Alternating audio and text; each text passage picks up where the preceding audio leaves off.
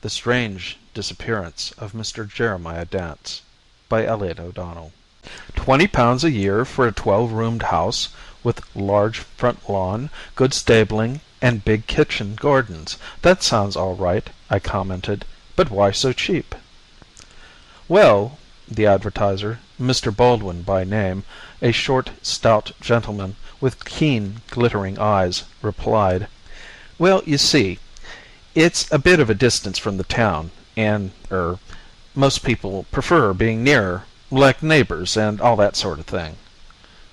"Like neighbors?" I exclaimed. "I don't. I've just seen about enough of them. Drains all right?"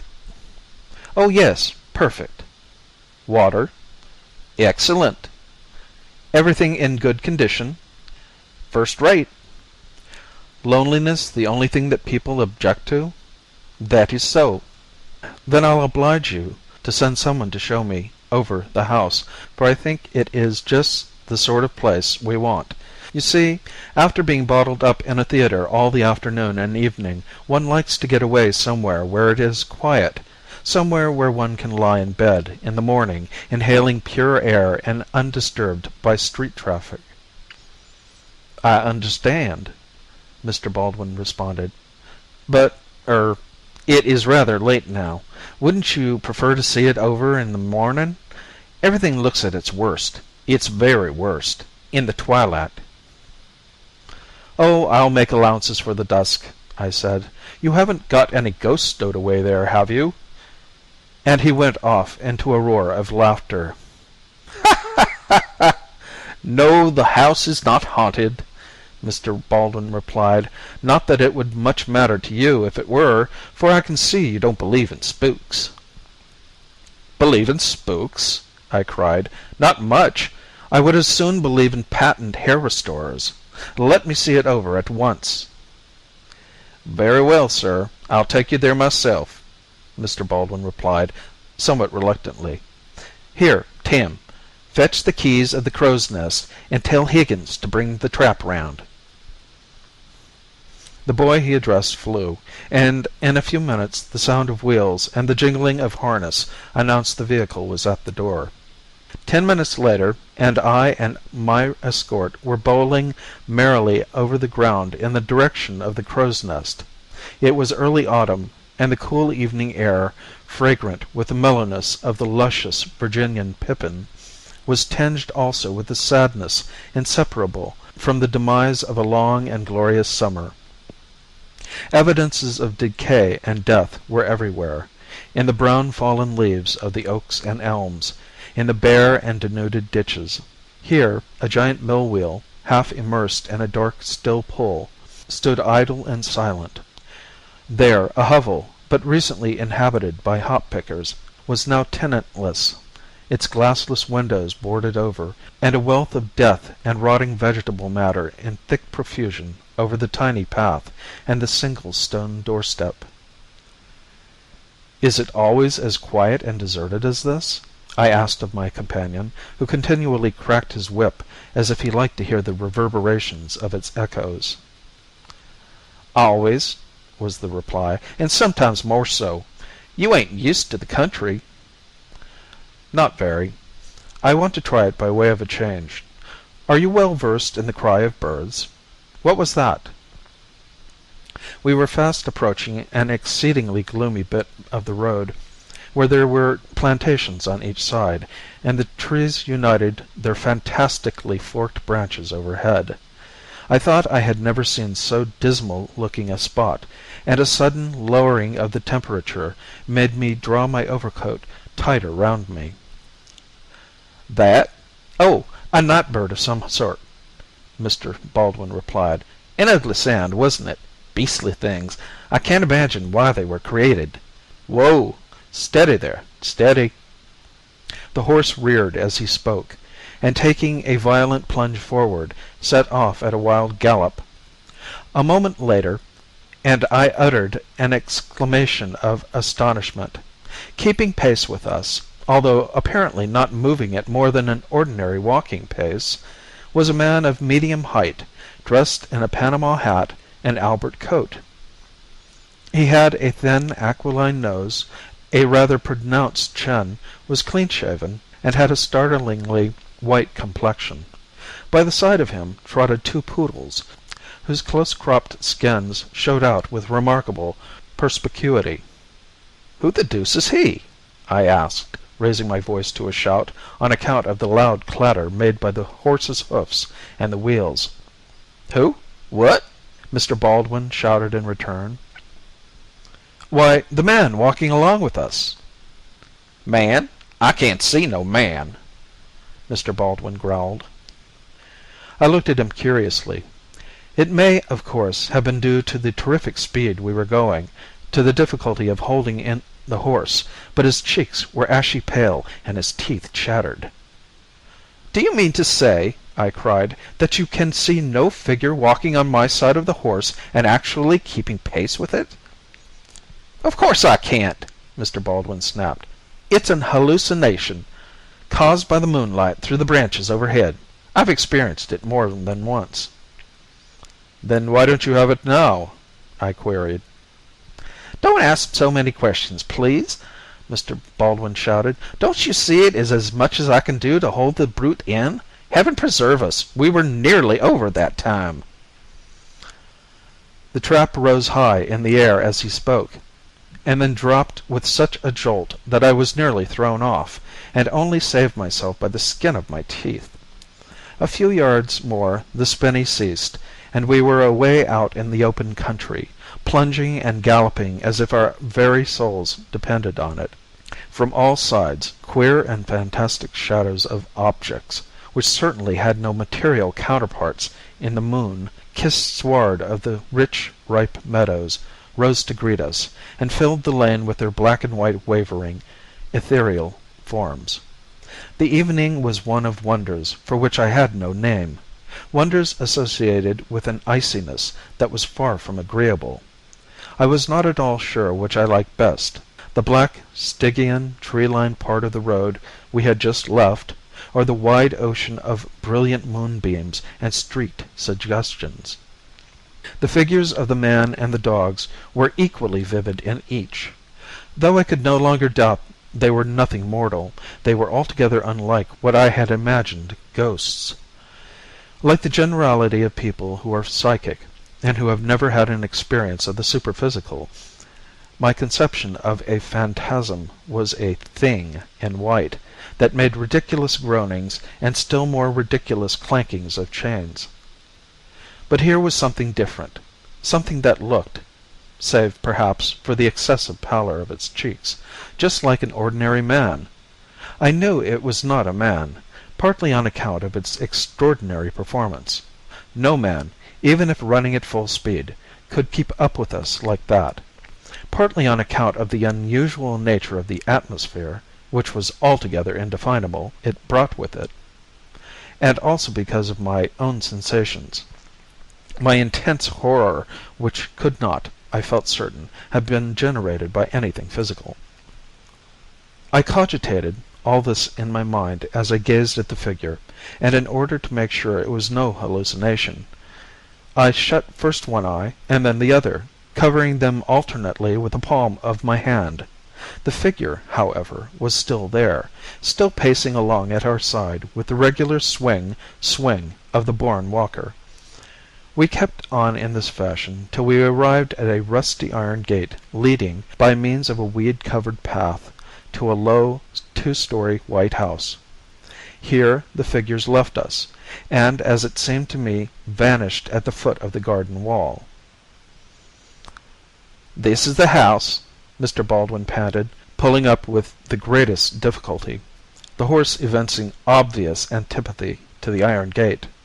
"And these are the keys. I'm afraid you must go in alone, as I dare not leave the animal even for a minute." "Oh, all right," I said. "I don't mind, now that the ghost, or whatever you like to call it, has gone. I'm myself again." I jumped down, and, threading my way through the bramble-entangled path, reached the front door. On opening it I hesitated. The big, old-fashioned hall, with the great frowning staircase leading to the gallery overhead, the many open doors, showing naught but bare, deserted boards within, The grim passages, all moonlit and peopled only with queer flickering shadows, suggested much that was terrifying. I fancied I heard noises like stealthy footsteps moving from room to room, and tiptoeing along the passages and down the staircase. Once my heart almost stopped beating as I saw what, at first, I took to be a white face peering at me from a far recess, but which I eventually discovered was only a daub of whitewash, and, once again, my hair all but rose on end when one of the doors at which I was looking swung open and something came forth. Oh, the horror of that moment! As long as I live I shall never forget it. The something was a cat, just a rather lean but otherwise material black Tom. Yet, in the state my nerves were then, it created almost as much horror as if it had been a ghost. Of course, it was the figure of the walking man that was the cause of all this nervousness. Had it not appeared to me, I should doubtless have entered the house with the utmost sang-froid. My mind set on nothing but the condition of the walls, drains, etc. As it was, I held back, and it was only after a severe mental struggle I summoned up the courage to leave the doorway and explore. Cautiously, very cautiously, with my heart in my mouth, I moved from room to room, halting every now and then in dreadful suspense as the wind, soughing through across the open land behind the house, blew down the chimneys and set the window frames jarring.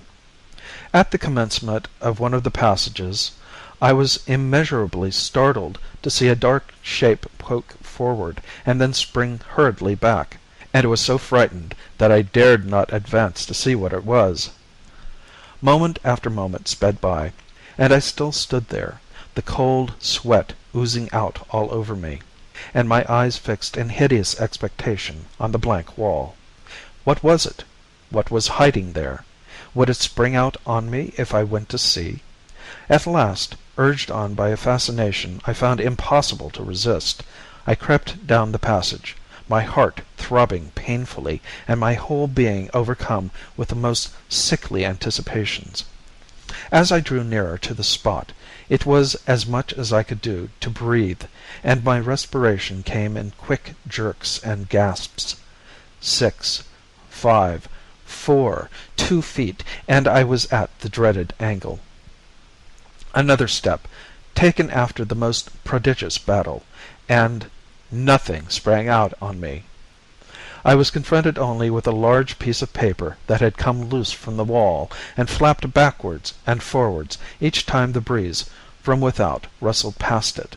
The reaction after such an agony of suspense was so great that I leaned against the wall and laughed till I cried. A noise from somewhere away in the basement calling me to myself, I went downstairs and investigated. Again a shock, this time more sudden, more acute. Pressed against the window pane of one of the front reception rooms was the face of a man, with corpse-like cheeks and pale, malevolent eyes. I was petrified. Every drop of my blood was congealed. My tongue glued to my mouth, my arms hung helpless. I stood in the doorway and stared at it. This went on for what seemed to me an eternity. Then came a revelation. The face was not that of a ghost, but of Mr. Baldwin, who, getting alarmed at my long absence, had come to look for me. We left the premises together.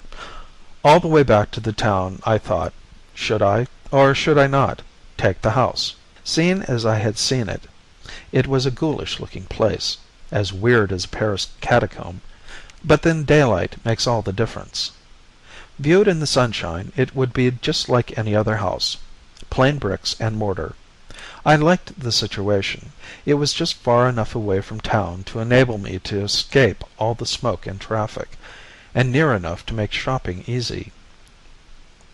The only obstacles were the shadows, the strange, enigmatical shadows I had seen in the hall and passages, and the figure of the walker. Dare I take a house that knew such visitors? At first I said no, and then yes. Something, I could not tell what, urged me to say yes. I felt that a very grave issue was at stake, that of a great wrong connected in some manner with the mysterious figure awaited righting, and that the hand of fate pointed at me as the one and only person who could do it. "Are you sure the house isn't haunted?" I demanded, as we slowly rolled away from the iron gate, and I leaned back in my seat to light my pipe. "Haunted?" Mr. Baldwin scoffed. "Why, I thought you didn't believe in ghosts. Laughed at them." "No more I do believe in them," I retorted, "but I have children, and we know how imaginative children are. I can't undertake to stop their imaginations." "No, but you can tell me whether anyone else has imagined anything there. Imagination is sometimes very infectious." "As far as I know, then, no. Leastways, I have not heard tell of it." "Who was the last tenant?" "Mr. Jerimaiy Dansa." "Why did he leave?" "How do I know? Got tired of being there, I suppose." "How long was he there?" "Nearly 3 years." "Where is he now?" "That's more than I can say. Why do you wish to know?" "Why?" I repeated. "Because it is more satisfactory to me to hear about the house from someone who has lived in it. Has he left no address?" "Not that I know of, and it's more than 2 years since he was here." "What? The house has been empty all that time?" 2 years is not very long. Houses, even town houses, are frequently unoccupied for longer than that. I think you'll like it." I did not speak again till the drive was over, and we drew up outside the landlord's house. I then said, "Let me have an agreement.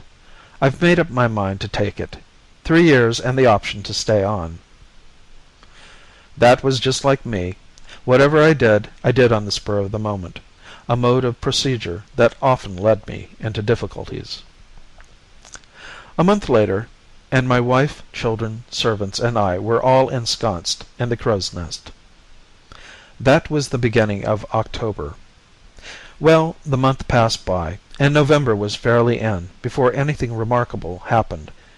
It then came about in this fashion. Jenny, my eldest child, a self-willed and rather bad-tempered girl of about 12, evading the vigilance of her mother, who had forbidden her to go out as she had a cold, ran to the gate one evening to see if I was anywhere in sight. Though barely 5 o'clock, the moon was high in the sky, and the shadows of the big trees had already commenced their gambols along the roadside.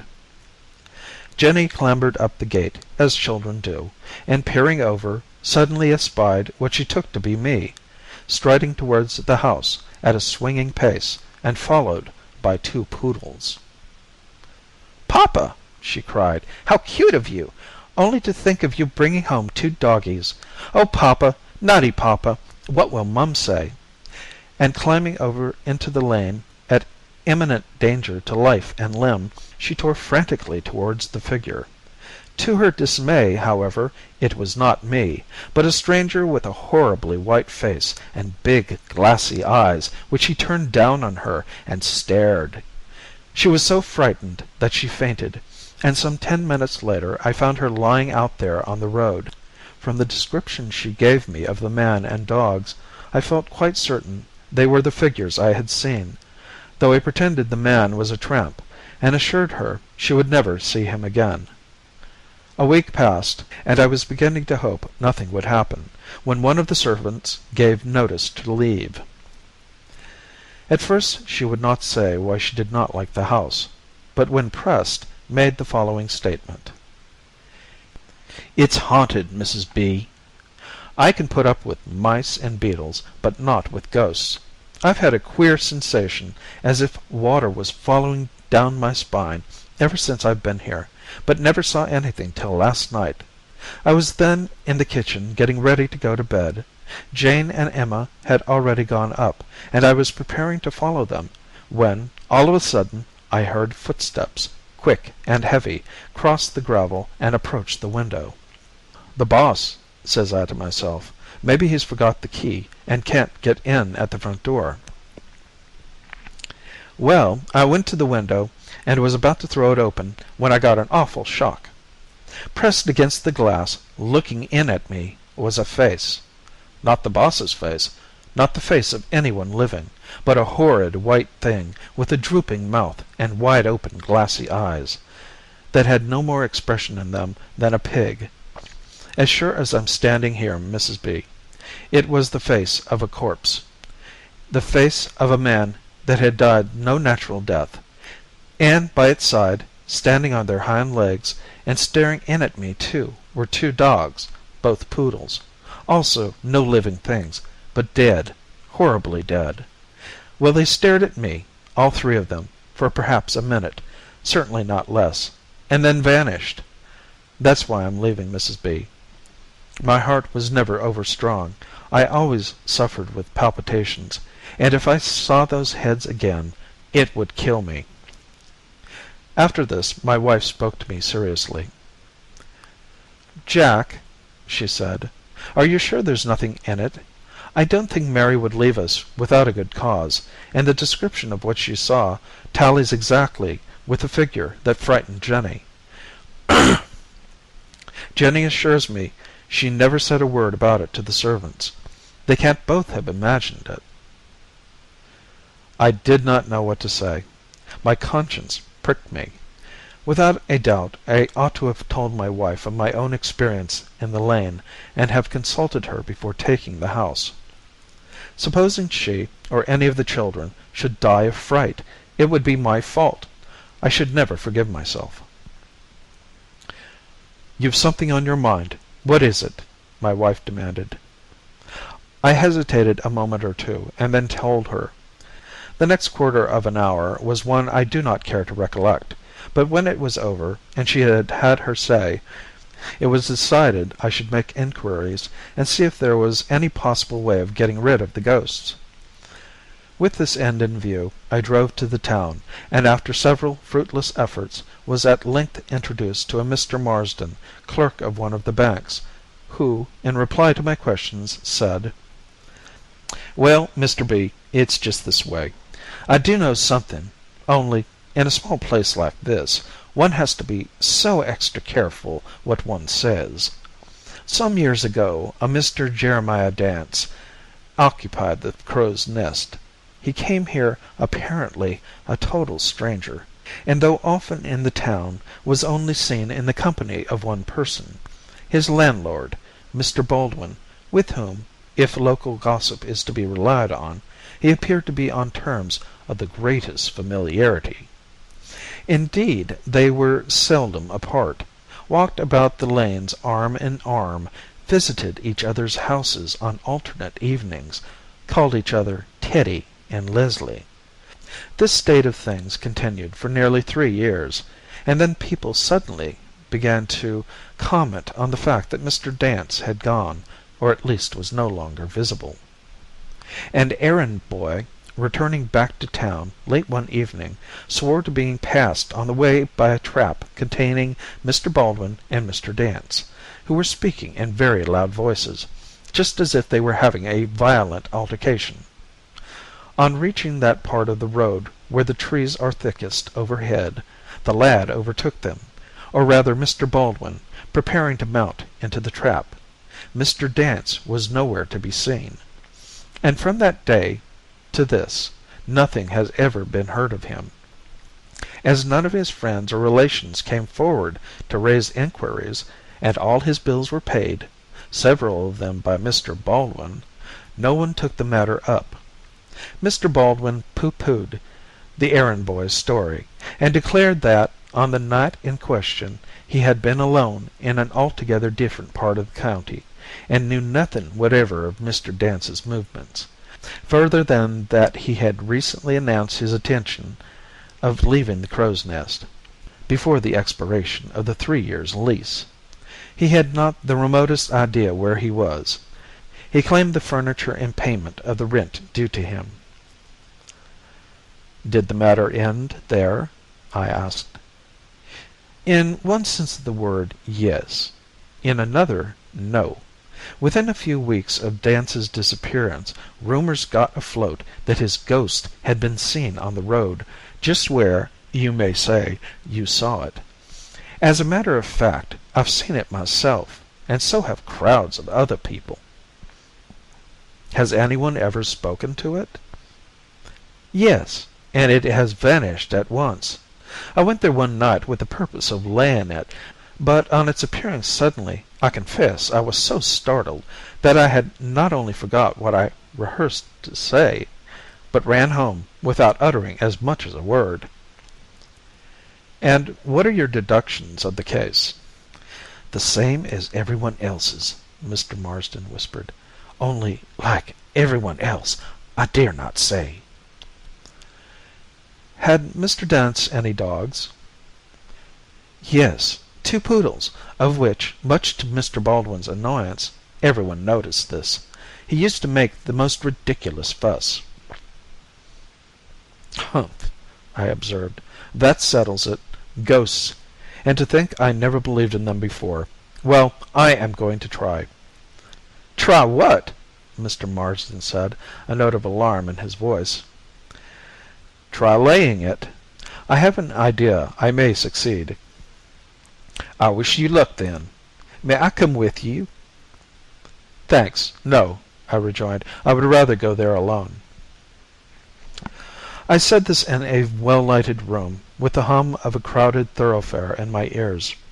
20 minutes later, when I had left all that behind, and was fast approaching the darkest part of an exceptionally dark road, I wished I had not. At the very spot where I had previously seen the figures, I saw them now. They suddenly appeared by my side, and though I was going at a great rate, for the horse took fright, they kept easy pace with me. Twice I essayed to speak to them, but could not ejaculate a syllable through sheer horror, and it was only by nerving myself to the utmost and forcing my eyes away from them that I was able to stick to my seat and hold on to the reins. On and on we dashed, until trees, road, sky, universe were obliterated in one blinding whirlwind that got up my nostrils, choked my ears, and deadened me to everything save the all-terrorizing instinctive knowledge that the figures by my side were still there, stalking along as quietly and leisurely as if the horse had been going at a snail's pace. At last, to my intense relief, for never had the ride seemed longer, I reached the crow's nest, and as I hurriedly dismounted from the trap, the figure shot past me and vanished. Once inside the house, and in the bosom of my family, where all was light and laughter, courage returned, and I upbraided myself bitterly for this cowardice. I confessed to my wife, and she insisted on accompanying me the following afternoon at twilight to the spot where the ghost appeared to originate. To our intense dismay, we had not been there more than 3 or 4 minutes before Dora, our youngest girl, a pretty, sweet-tempered child of 8, came running up to us with a telegram which one of the servants had asked her to give us. My wife, snatching it from her and reading it, was about to scold her severely when she suddenly paused and, clutching hold of the child with one hand, pointed hysterically at something on one side of her with the other. I looked, and Dora looked, and we both saw, standing erect and staring at us, the spare figure of a man with a ghastly white face and dull, lifeless eyes, clad in a Panama hat, Albert coat, and small patent leather boots. Beside him were 2 glossy, abnormally glossy poodles. I tried to speak, but, as before, was too frightened to articulate a sound, and my wife was in the same plight. With Dora, however, it was otherwise, and she electrified us by going up to the figure and exclaiming, "Who are you? You must be very ill to look so white. Tell me your name." The figure made no reply, but gliding slowly forward, moved up to a large isolated oak, and pointing with the index finger of its left hand at the trunk of the tree, seemingly sank into the earth and vanished from view. For some seconds everyone was silent, and then my wife exclaimed, "Jack, I shouldn't wonder if Dora hasn't been the means of solving the mystery. Examine the tree closely." I did so. The tree was hollow, and inside it were 3 skeletons.